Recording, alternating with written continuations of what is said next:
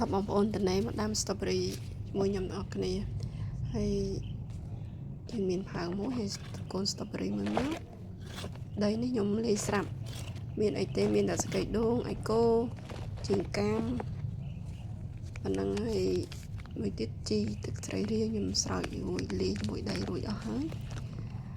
អ្វីដែលសំខាន់ហ្នឹងគឺកូន strawberry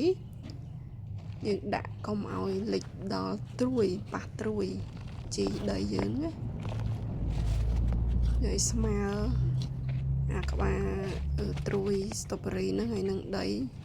កម្ពស់ស្មើគ្នាមក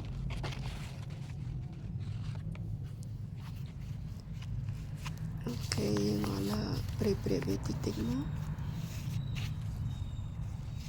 strawberry នេះពូជធម្មតាទេពូជអាមេរិកហ្នឹងតែជាពូជទូចទេពូជនេះ